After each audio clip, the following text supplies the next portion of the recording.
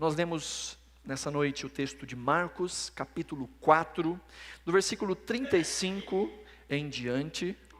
Imagine que o tempo que Jesus teve de ministério, seus 3 anos e meio de ministério, Jesus falou muita coisa, Jesus fez muita coisa, Jesus realizou muitos milagres.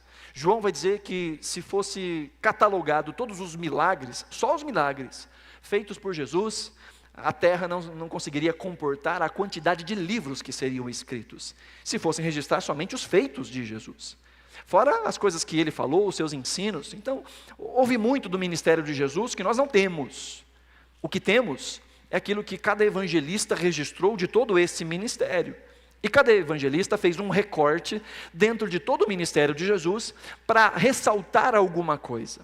Marcos começa o seu evangelho dizendo que este é o princípio do evangelho de Jesus Cristo, Filho de Deus. Marcos deixa muito claro que o propósito dele ao escrever, ao registrar estas narrativas do evangelho, é para que nós saibamos que Jesus é o Filho de Deus, para que nós conheçamos Jesus como o Filho de Deus. E é exatamente essa a estrutura do evangelho de Marcos.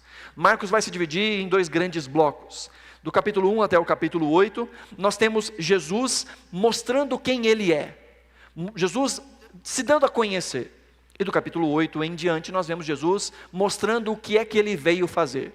Jesus então se mostra, se diz, mostra quem ele é, tanto pelo seu discurso, como pelas suas obras, pelos seus milagres. Nós vemos Jesus curando pessoas, nós vemos Jesus com controle sobre os elementos da natureza, como nesse texto. Nós vemos Jesus expulsando demônios, para que fique bem claro que Jesus é o próprio Deus, que tem poder sobre a vida, sobre a morte, que tem poder sobre as curas, que tem poder sobre a natureza, que tem poder sobre o mundo espiritual.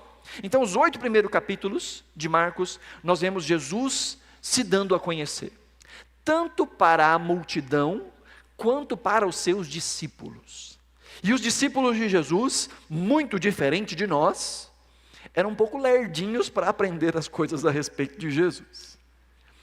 Muitas vezes Jesus tinha que explicar aquilo que ele já tinha falado. Inclusive, se você olhar um pouquinho no versículo anterior a este da nossa leitura, o versículo 34, diz que sem parábolas, Jesus não falava ao povo, não lhes falava. Tudo, porém, explicava em particular aos seus próprios discípulos. Jesus falava com o povo e depois tinha aula VIP com os seus discípulos. E os discípulos, às vezes entendiam mais ou menos, às vezes não entendiam nada, e as suas ações mostravam que eles estavam boiando, que eles não sabiam de fato quem era Jesus. E nós estamos nesse momento, dentro dessa primeira metade do evangelho de Marcos, em que Jesus está se dando a conhecer à multidão e aos seus próprios discípulos. E agora o texto nos diz no versículo 35, que naquele dia, sendo já tarde, Jesus disse aos discípulos: vamos passar para outra margem deste lugar, deste lago, ou alguns chamariam de Mar da Galileia. O Mar da Galileia, na verdade, não era um mar de água salgada. A palavra que para nós veio como mar é uma palavra que os judeus usavam para falar de um grande corpo de água, fosse salgada, fosse doce, não havia essa diferenciação. Muita água era yam, seja água salgada, seja essa muita água doce. Então, embora seja chamado de o Mar da Galileia, não era um mar, era de fato um grande lago. Uma das características deste Mar da Galileia é que ele fica cerca de 200 metros abaixo do nível do mar. E ele é cercado por uma cadeia de montanhas, e montanhas muito altas, inclusive o Monte Hebron. E o cume do Monte Hebron, a 2 quilômetros de altitude, ele é gelado, tem neve, tem gelo ali. E não é incomum que esse ar frio desça e encontre o ar quente que sobe do lago, e isso causa essas tempestades. Embora não seja um mar, tem onda. E tem onda forte. Inclusive foi registrado no ano de 1992, uma grande tempestade no Mar da Galileia, em que as ondas chegavam a 3 metros de altura, quase o pé direito aqui do templo, 3 metros de altura. Nós inclusive conseguimos encontrar no YouTube, você pode colocar lá, ondas fortes no Mar da Galileia, e você vai ver ondas muito grandes no Mar da Galileia. Embora seja um corpo de água doce, não salgada, ondas. Mas isso não era muito comum acontecer à noite, isso era à tardezinha, quando o vapor quente da água encontrava com essas massas frias que desciam, não à noite. E aqui o que nós vemos é exatamente algo providencial da parte do Senhor. Uma tempestade que vem do nada. Do nada. Uma tempestade que é, além de inesperada, ela está dentro de um elemento que era muito familiar para aqueles discípulos. Boa parte deles era de pescadores, e boa parte deles pescadores ali, do Mar da Galileia, que conheciam o Mar da Galileia. E de repente, no meio daquilo que eles estavam cansados de fazer, que eles conheciam muito bem, a coisa simplesmente muda. E de repente uma tempestade inesperada, além das suas capacidades de domínio, bate sobre eles. Assim como muitas tempestades acontecem na nossa vida, né? Que vem do nada, inesperado. E algumas delas a gente olha e fala assim, eu não consigo fazer nada, não sei nem por onde começar, eu não tenho controle. Às vezes em coisas que eram a nossa zona de conforto, que a gente estava acostumado, e de repente, do nada, o vento sopra e a água começa a bater na canela, né? E o que nós vemos? Os discípulos desesperados. E esse texto aqui, é muito fácil da gente encontrar a divisão desse texto em 3 perguntas. Há uma pergunta dos discípulos para Jesus, depois há uma pergunta de Jesus para os discípulos, e depois há uma pergunta dos discípulos para os discípulos, né? E a pergunta dos discípulos para os discípulos vai explicar o porquê da pergunta de Jesus e o porquê da pergunta deles para Jesus. E essas perguntas estão todas relacionadas. Nós temos 3 perguntas no texto. A primeira pergunta vai estar aí no versículo 38, que diz então que Jesus estava na popa, dormindo, na parte de trás do barco. Jesus encontrou até um travesseiro. Como é que isso? Não sei. Com certeza não era um travesseiro de plumas de ganso, né? Mas era um travesseiro, talvez um pedaço de couro, uma parte um pouco mais elevada. Fato é que Jesus estava dormindo. E os discípulos, verso 38 diz, os discípulos o acordaram e lhe disseram, mestre, o Senhor não se importa que pereçamos? Olha a pergunta. Mestre, o Senhor não se importa do que está acontecendo com a gente? Primeiro a gente vê Jesus dormindo, né? E por que Jesus estava dormindo? Porque ele estava cansado. Imagina o trabalho de Jesus, o quanto ele andava, o quanto ele falava. Imagine quantas pessoas vinham até Jesus e descarregavam sobre ele os seus problemas. Quantas pessoas vinham até Jesus e contavam as suas dores. Quantas pessoas. Chega uma hora que dá uma cansada também, né? Jesus, enquanto caminhou sobre essa terra, foi plenamente humano. Plenamente humano. Jesus é plenamente divino e Jesus é plenamente humano. Como é que isso funciona? Aí é o mistério que só a eternidade de alguma forma vai nos explicar. Mas Jesus foi plenamente humano. Jesus comia, Jesus dormia, Jesus ia ao banheiro, Jesus fazia todas as coisas que nós fazemos. Inclusive descansava. Porque veja, descansar não é menos espiritual. Na verdade, nós fomos feitos também para descansar. Quando Deus criou este dia para que nós pudéssemos descansar, para que nós pudéssemos consagrar a nossa vida e descansar, Deus disse que isso era bom. É bom descansar. É bom ao longo da nossa semana parar, respirar, colocar o coração em ordem, a cabeça em ordem, colocar o corpo em ordem. Trabalhar, feito um doido, não é um negócio de Deus não, viu? Não é de Deus esse negócio não. É pecado, tá bom? Trabalhar sem descansar é pecado. E vai te matar se você continuar. Porque nós não fomos feitos para trabalhar igual loucos. Não fomos feitos para isso. Deus nos construiu, Deus nos constituiu, e Ele colocou em nós regras muito bem claras para que a gente funcione bem. Se a gente come mal, a gente funciona mal. Se a gente não cuida do corpo, a gente funciona mal. Se a gente não sabe administrar bem os nossos dilemas, o nosso coração, as nossas crises, a gente funciona mal. Se a gente não sabe administrar a vida, a gente funciona mal. E se a gente não sabe descansar, a gente funciona mal. Às vezes só paramos quando dá um piripaque. Às vezes só na hora que dá um trem, como diz o bom mineiro, né? Dá um trem, dá um troço, dá um negócio ruim, e aí para. Jesus deixa muito claro para nós na sua vida que ele também descansava e dormia. E pensa numa dormida caprichada, hein? Pensa. água batendo para todo lado. Se estava entrando no barco e ele estava na popa, estava batendo água nele, e nem a água estava acordando Jesus. Imagina isso. Jesus só acordou porque foram lá chacoalhar ele, foram lá espizinhar. Mestre, não te importa que morramos? Não te importa que pereçamos? Eu estava cantando com a irmã Agnes agora no início do culto, uma música do cantor cristão que é, antiga, né? Ó mestre, o mar se revolta. Lembra dessa música? As ondas nos dão pavor. O céu se reveste de trevas, não vemos o Salvador. Conhece? E aí a música segue, aí chega na hora do coro, ele fala assim: as ondas atendem ao meu mandar, sossegai. Seja o encapelado mar, a ira dos homens, o gênio do mal, tais águas não podem a nau tragar, que leva ao Senhor, Rei do céu e mar. Pois todos ouvem ao meu mandar, sossegai, sossegai, convosco estou para vos salvar, sim, sossegai. Lembra dessa? É baseado nesse texto.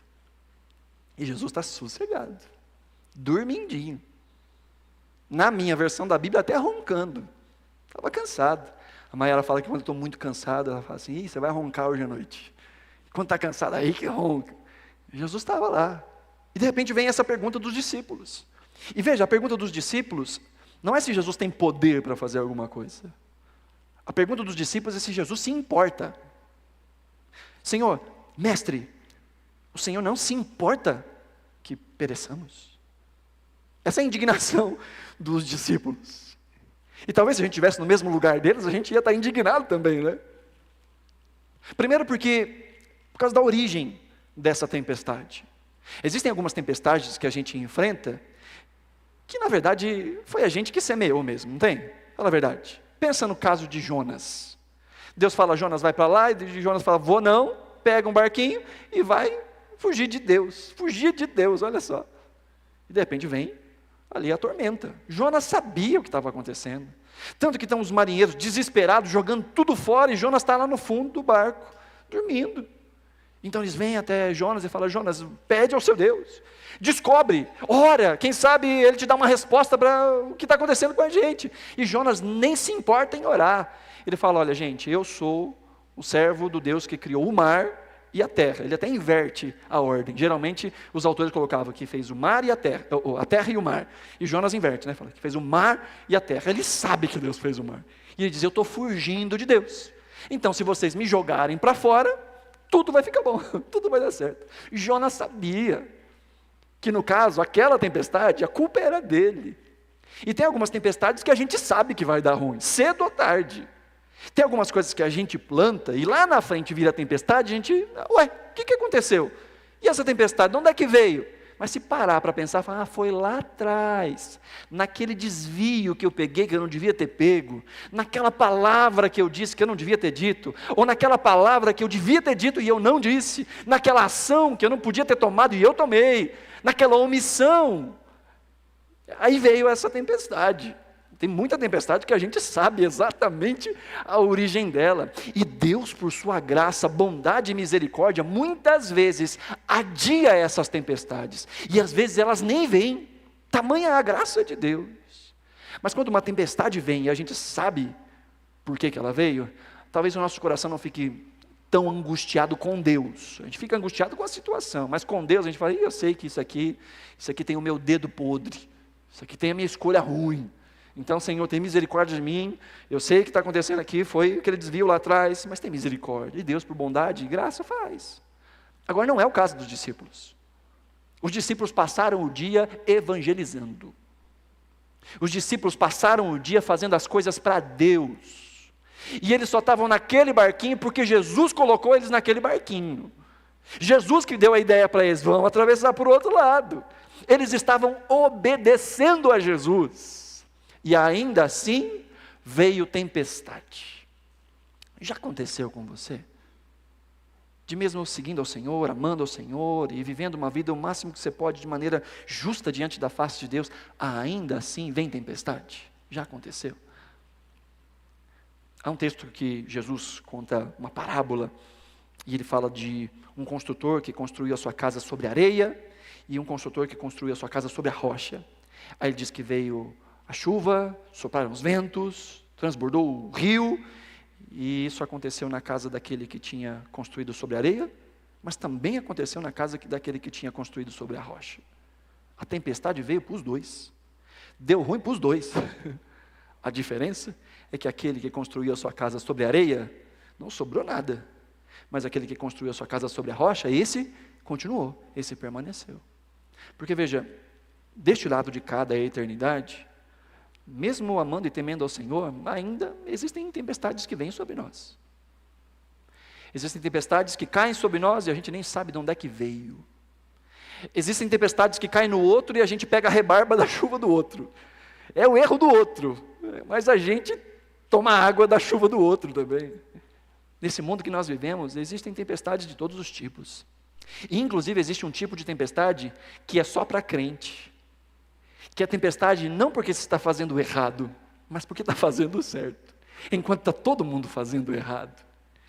E nessas tempestades, às vezes a gente perde influência, às vezes a gente perde contratos, às vezes a gente perde dinheiro, às vezes a gente perde fama, às vezes a gente perde amigos. Mas não porque está fazendo errado, porque está fazendo certo. Tem tempestade de todo tipo. E a tempestade veio sobre esses discípulos. E ao olharem, eles percebem, nós não fizemos nada de errado. Nós estamos simplesmente obedecendo a Deus e veio tempestade. Aí fica indignado. E não só isso. A indignação dos discípulos tem a ver também com a demora de Jesus.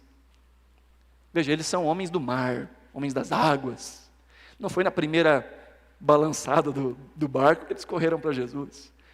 Consegue entender a urgência quando ele chega e diz, mestre, o Senhor não se importa que a gente pereça? Como quem diz, Senhor, o Senhor não vai fazer nada. O Senhor não vai fazer nada, não está vendo. Sabe, e essa é a nossa indignação com Deus, quando a gente não sabe porque as coisas estão acontecendo, ou quando Deus não responde as coisas do jeito que a gente quer, na hora que a gente quer. Essa é a indignação que a gente tem. As duas possíveis indignações que nós cometemos nesse momento, onde as coisas a gente não está vendo, por quê? E a gente não está vendo Deus agindo. A primeira é, Deus não existe, ou Deus não tem poder. Essa é uma opção. E a segunda é, não, Deus existe, Deus tem poder, mas Ele não está nem aí para mim. Essa é a coisa que, isso crente também faz, viu? Não, eu sei que Deus é bom. Eu sei que Deus é bom. O salmista no Salmo 73 começa o salmo dizendo, Deus é bom para Israel. Verso 2, quanto a mim, parece inútil guardar a minha vida de maneira santa. E aqui, os discípulos não perguntam se Jesus tem poder. Eles perguntam se Jesus se importa. E essa é uma pergunta, de fato, absurda. A pergunta se Jesus é indiferente é absurda. E é absurda por quê? Porque na sequência nós vamos ver exatamente esse confronto que Jesus faz. Aí vem a pergunta de Jesus para eles. Na segunda parte nós vemos verso 39. E ele, despertando, repreendeu o vento e disse ao mar, acalme-se, fique tranquilo. O vento se aquietou e tudo ficou bem calmo. Então Jesus lhes perguntou, por que vocês são tão medrosos? Como é que ainda não têm fé? Aqui vemos o relato de um milagre duplo. O texto nos diz então que o vento parou e houve bonança, ou as águas pararam. São dois milagres, não é um milagre só. Porque se você chegar na sua casa, faz esse teste. Pega uma bacia, enche de água e chacoalha bastante assim. Vai chacoalhando. Na hora que você para de chacoalhar, a água continua. Até que ela para. Mas aqui o texto diz que o vento parou e a água parou. E fez-se grande bonança. Ficou bem calmo, a NAA traduz, né? Ficou bem calmo. Milagre duplo. E agora que Jesus acalmou a tempestade de fora, é hora de tratar da tempestade de dentro. É hora de confrontar a tempestade de dentro. E a pergunta que Jesus faz é, vocês ainda não têm fé? E eu quero dar um destaque para esse ainda. Vocês ainda não têm fé? Porque, queridos, uma coisa que fica muito claro nas Escrituras, principalmente no Novo Testamento, é que há um ponto da nossa caminhada em que é esperado maturidade de nós. Existem certas palavras, certas atitudes, certos pensamentos, certas escolhas, que alguém que é novo na fé, a gente olha e fala assim, faz sentido. É um bebê na fé, é uma criança na fé. É natural, enquanto está aprendendo, é natural que vai ter os seus erros, vai fazer o que não devia fazer, está aprendendo. Aí a gente aproveita a situação para poder ensinar alguma coisa para que crie-se maturidade. O problema é quando a gente, crente velho, está tendo os erros do começo. O escritor de Hebreus, ele fica tiririca da vida. Ele fala, gente, já era para vocês serem mestres. E de novo eu tenho que voltar aos princípios elementares dos oráculos de Deus. De novo. E Jesus fala para eles algo que às vezes a gente tem que pensar a respeito de nós. Será que estas atitudes, será que estas palavras, será que estes posicionamentos, será que essas aspirações, será que essa forma de agir, de reagir, de viver, será que eu já não devia ter aprendido? Será que já não era hora de eu ter mais fé? E o que é fé? Fé é confiança naquilo que nós aprendemos a partir de Cristo. Isso é fé. Fé é aprender a respeito do caráter, das promessas de Deus, e temos confiança nisso. Então, quanto mais nós conhecemos o caráter de Jesus, porque afinal, fé tem tamanho. Jesus fala de fé do tamanho de um grão de mostarda. Jesus muitas vezes chama esses discípulos de crente bule. Lembra de crente bule? De pouca fé? Jesus fala para eles, vocês são crentes de pouca fé, homens de pouca fé. Várias vezes, porque fé tem tamanho. Fé tem tamanho, tem fé grande, tem fé média, tem fé pequena. E mais, fé cresce, fé se desenvolve. Não é isso que Paulo fala em Romanos capítulo 10? Que a fé vem. Ela vem como? Pelo ouvir a palavra. Então, quanto mais eu ouço a palavra, mais eu vou conhecendo o caráter de Jesus, mais eu vou conhecendo as promessas de Jesus, mais eu vou conhecendo quem é Deus. E o meu coração vai encontrando descanso nesse caráter conhecido de Jesus para mim. E aí eu tenho fé. E os discípulos aqui são chacoalhados por Jesus, e Jesus está dizendo, ainda não tem fé. E por que isso é importante, queridos? Porque Jesus está colocando aqui duas coisas como sinônimo. Jesus diz, porque vocês são tão medrosos e porque vocês ainda não têm fé. E as duas coisas são a mesma. Jesus está dizendo, medo é igual incredulidade. Jesus está dizendo que à medida em que conhecemos a Ele, nós temos mais fé. Ou à medida que nós o desconhecemos, nós temos menos fé e por isso temos mais medo. Fé fala também de confiança. E enquanto nós não conhecemos o caráter de Jesus, o que nós vamos ter é medo. As situações vão bater à nossa porta e a gente não sabe o que fazer porque a gente não conhece o caráter de Deus. Às vezes a gente até fala com a boca, eu sei que Deus é bom, mas às vezes não crê tanto assim que Ele é bom. E é nessa hora que vem a pergunta que a gente fica indignado. O Senhor não se importa? E é nessa hora que muita gente ora dizendo, acho que Deus tem coisa melhor para fazer. E se aposenta da fé, e desiste da caminhada. Porque ou Deus não existe, ou Ele existe e não está nem aí para mim. Os discípulos perguntaram, o Senhor não se importa? E a pergunta, ou a resposta da pergunta, que Jesus dá a eles é uma outra pergunta. Por que tanto medo? Vocês ainda não têm fé? E veja, a pergunta dos discípulos é tão absurda, porque primeiro, eles se esqueceram da promessa de Jesus, da palavra de Jesus. No verso 35, Jesus diz, nós vamos passar para outra margem. Jesus não diz, nós vamos tentar passar. Jesus não disse, vai que dá. Jesus disse, sobe no barquinho e a gente vai para o outro lado. Se Jesus disse, está dito. Aquilo que Deus diz é decreto. Jesus falou, vai acontecer. Não precisa espernear. Às vezes não acontece do nosso jeito, na nossa hora, mas vai acontecer. Porque Ele disse, Jesus mesmo disse, vão passar os céus e a terra, mas a palavra do Senhor não vai passar. Não vai cair uma vírgula, da palavra de Cristo antes que tudo se cumpra. E Jesus disse, nós vamos passar para o outro lado. Então, primeiro, os discípulos se esqueceram da promessa de Jesus. Mas segundo, os discípulos se esqueceram da presença de Jesus. Jesus estava com eles no barco. Se dá ruim para eles, dá ruim para Jesus. Se o barco afunda para eles, afunda também para Jesus. E sabe que muitas vezes, a gente está num desespero, porque a gente esquece que Deus é por nós, e que Deus é conosco. A gente esquece. Quando a gente esquece quem Deus é, ou quando a gente esquece que Ele está conosco, aí vem o medo, aí vem o temor. Porque não adianta saber quem Deus é se eu não sei que Ele está comigo. E não adianta saber que Ele está comigo se eu não sei quem Ele é. Não, Deus está comigo, mas que Deus é esse? Se eu estou morrendo de medo aqui, e eu não estou conseguindo confiar no caráter dEle, talvez eu não o conheça o suficiente. Porque a gente só confia em quem a gente conhece. E a gente desconfia também de quem a gente conhece, não é? A gente sabe com quem a gente fala, a gente sabe certas coisas não dá para dizer para certas pessoas. A gente sabe, não, isso aqui eu posso abrir o meu coração para essa pessoa, porque essa é uma pessoa de confiança. O problema é que muitas vezes nós não desenvolvemos essa confiança em Deus, porque nós não nos relacionamos com Ele. Talvez o relacionamento é só no domingo à noite, na hora do culto. Talvez é a única hora que a gente abre a Bíblia. Já viu crente que perde o óculos, e o óculos estava dentro da Bíblia? Por que eu não estou lendo a Bíblia? Porque eu perdi meu óculos, e o óculos estava dentro da Bíblia o tempo todo. Conta essa história de um jovem que pediu dinheiro para o pai, e o pai disse, não, vou te dar dinheiro, não, vou te dar uma Bíblia para você ler aí. Vai ler.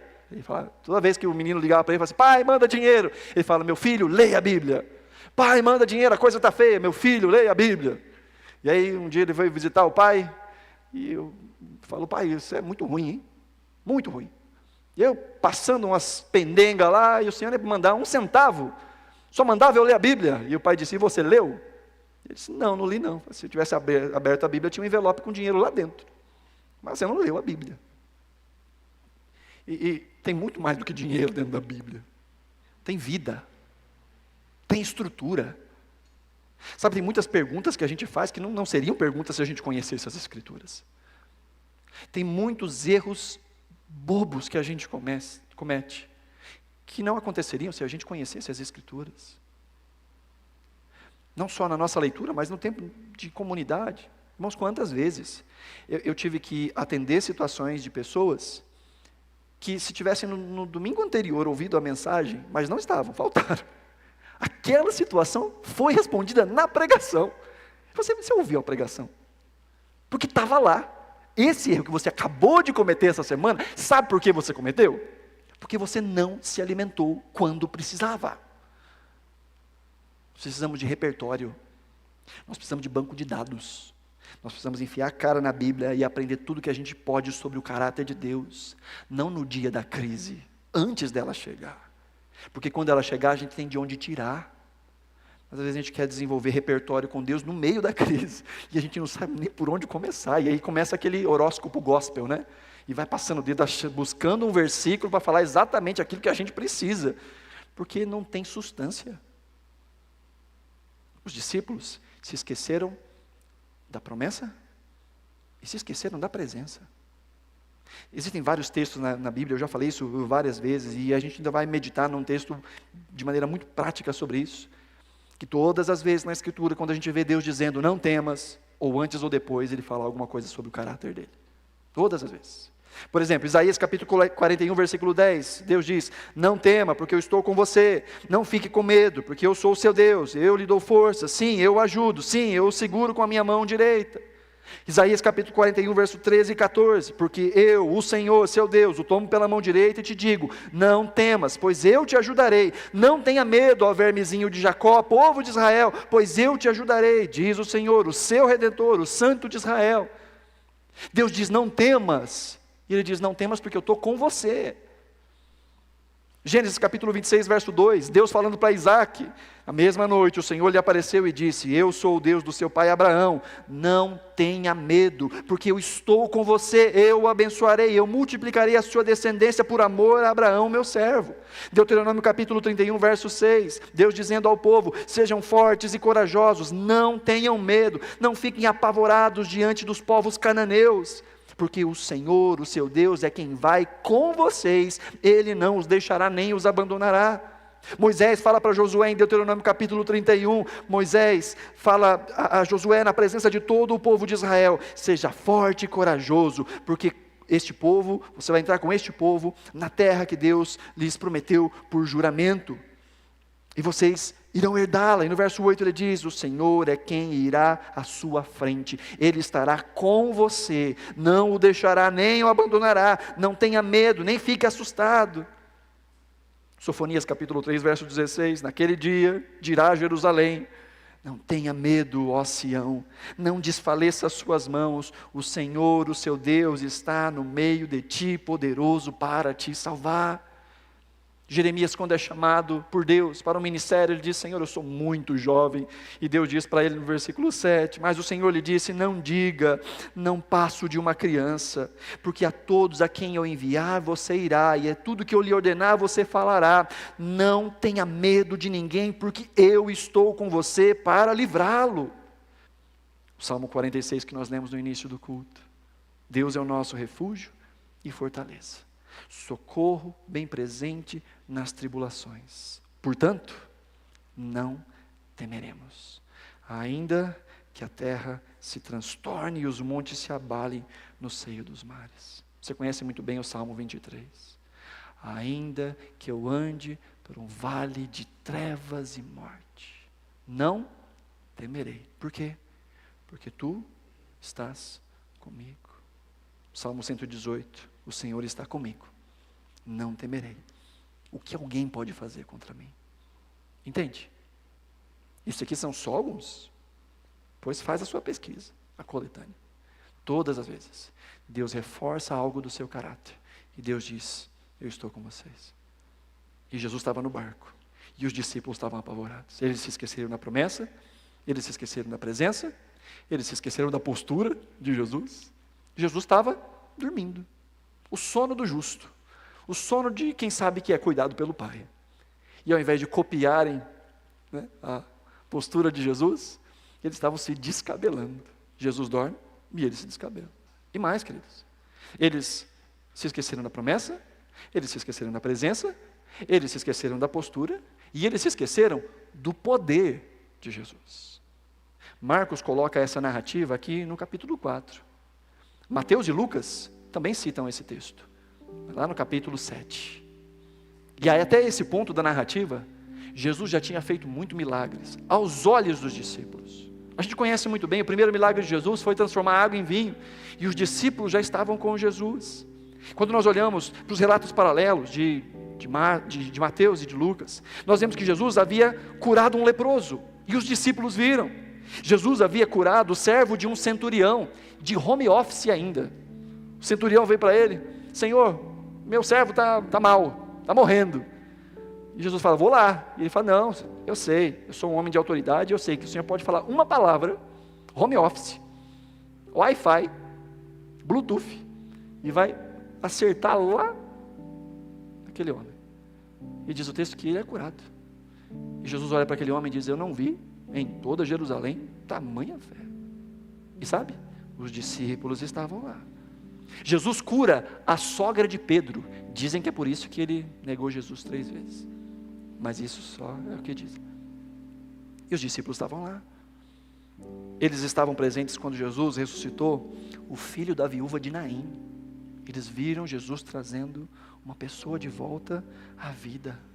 Há um momento em Lucas capítulo 7, antes dessa narrativa acontecer, em que os discípulos de João Batista vêm até Jesus, porque João Batista estava preso, e eles perguntam: olha, João pediu para perguntar para você, Jesus, o Senhor é aquele que a gente está esperando, ou a gente tem que esperar outro? E a resposta de Jesus para aqueles discípulos de João, aos olhos dos seus discípulos, foi o seguinte no versículo 22, Lucas 7, 22. Então Jesus respondeu: voltem e anunciem a João o que vocês viram e ouviram. Os cegos veem, os coxos andam, os leprosos são purificados, os surdos ouvem, e os mortos são ressuscitados, e aos pobres está sendo pregado o Evangelho. Jesus já tinha feito tudo isso, e os discípulos viram. Mas às vezes, na nossa vida, a gente já experimentou tanto da graça de Deus, e a gente já viu a graça de Deus se movendo na vida de tanta gente, mas quando vem uma crise nova, a gente fala: essa eu acho que não vai dar. Às vezes nos esquecemos do poder de Deus. Às vezes nos esquecemos que Deus, que agiu no passado, age no presente. E aí nós terminamos então no versículo 41, que diz que após isso acontecer, eles nem respondem a Jesus. Por que tanto medo? Vocês ainda não têm fé? Verso 41 diz: e eles, possuídos de grande temor, diziam uns aos outros: quem é esse que até o vento e o mar lhe obedece? E aqui está o segredo das outras perguntas. Eles estavam caminhando com Jesus há tanto tempo, mas ainda não sabiam quem era Jesus. E quando a gente não sabe quem é Jesus, a gente pergunta: o Senhor não se importa comigo? E quando a gente não sabe quem é Jesus, a gente não tem fé e a gente tem medo. E os discípulos olham uns para os outros e dizem: quem é esse? Marcos aproveita a narrativa usando um conectivo aqui. Diz o texto que eles ficaram possuídos de grande temor. A palavra grande aqui é uma palavra que a gente conhece muito bem, a palavra mega. E ele usa isso aqui ao longo do texto. Ele diz que veio uma mega tempestade. Aí Jesus manda ela acalmar, e então vira uma mega bonança. E agora eles estão mega aterrorizados. Parece que aquela grande tempestade nada mais era que um eco desse temor de quem precisa conhecer mais a Deus. Mas existe um Cristo que tem poder para fazer no nosso coração grande bonança, grande calmaria. Quando nós o conhecemos de fato, Ele acalma o nosso coração.